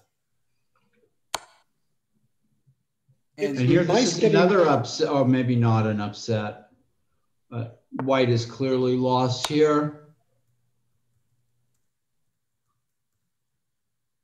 It's nice getting people from all across the country, joining in, throwing comments in the chat, saying hi. Yeah, it's getting a lot of interaction, and these.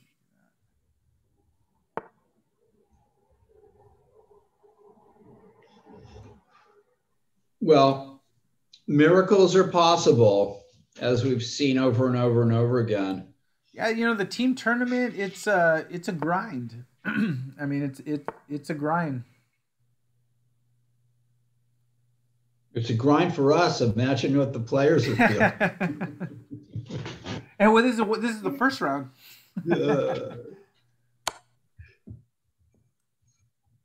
So the next round will start at 1 p.m. We will have our broadcast start at about 1:30. So we'll have a decent lunch hour.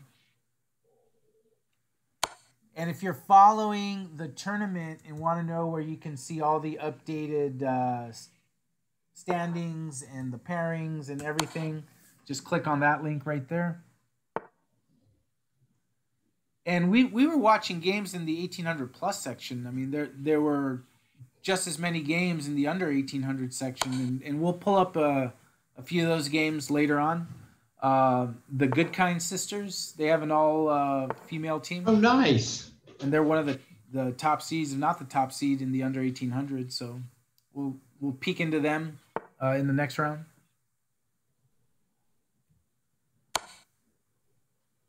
White is being stubborn as anything, but both players have just gained time on the clock. Yeah, I mean, the increment's brutal, so the longer the game goes, I mean, this could take a while. But you're playing for the team, so you just play it to the bitter end.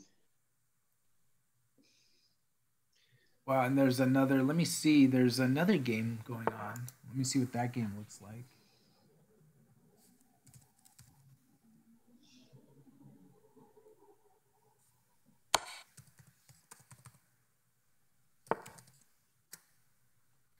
All right, this game is also going. Kritin Gopalakrishnan is playing black against Erin Napawaki. And Eric Napawaki, I love their team name. Let me just make sure I get all of it. This is a more interesting game. I think his team name is Don't Throw in the Towel. Tal.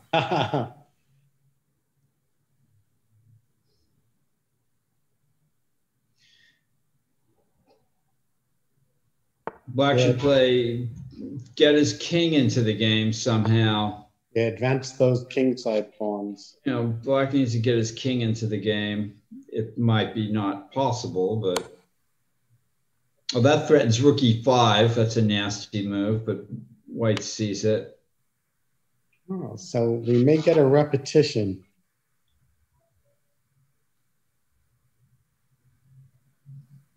King should go to f2 now. Mm-hmm.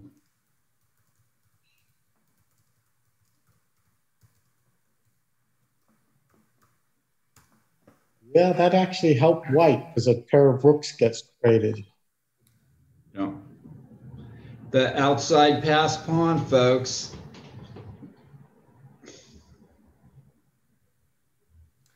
And let me check the team score in this one. See the stakes.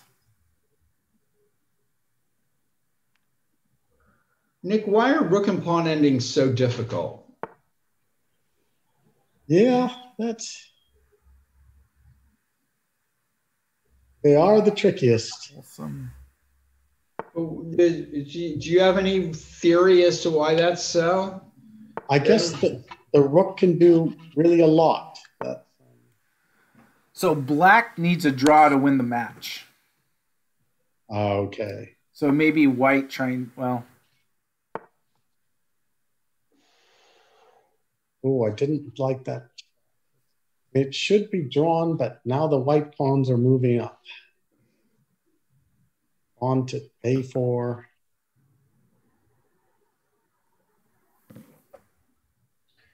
Black is employing a side defense.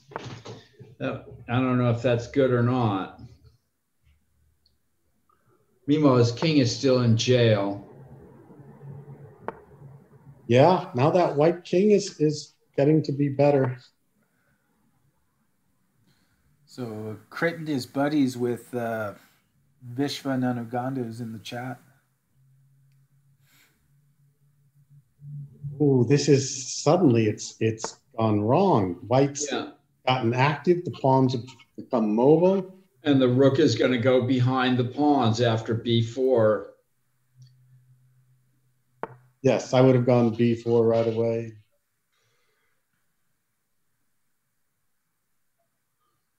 This gives Black a chance for him to try to get his rook behind the pawns. Yeah. Yeah.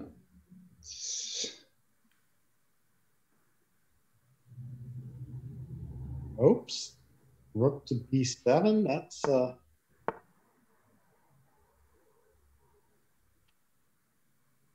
And this one, Black just needs a draw to win the match. Rook b7 looks crushing. White needs the win to draw the match. Maybe king d4 now.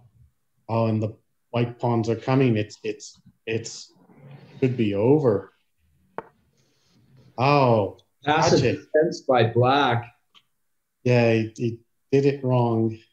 But it's so difficult. Rook endings are just so. b4, b5 wins the second pawn. You're just going to create a passer with a5? Or like Nick said, b4, b5 winning a pawn. And you get two passers. Ah, you cannot defend that, Yeah. Black sort of went nowhere. Wow, you're winning the pawn and then you're threatening e6.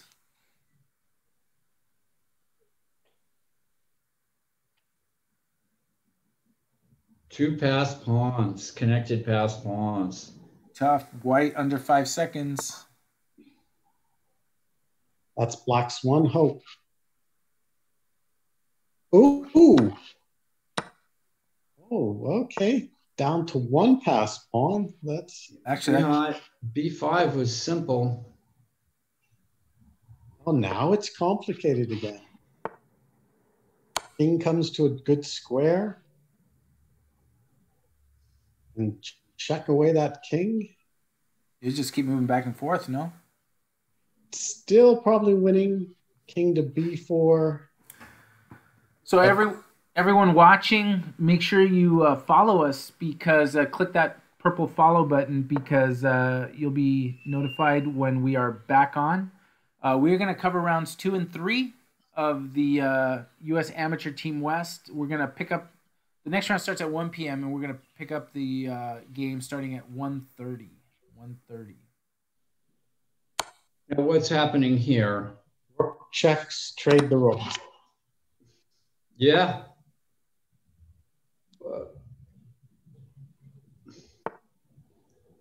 And it's been done.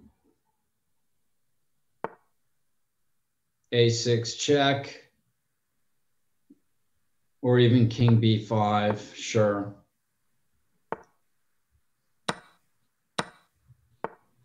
Oh, well, okay, good enough.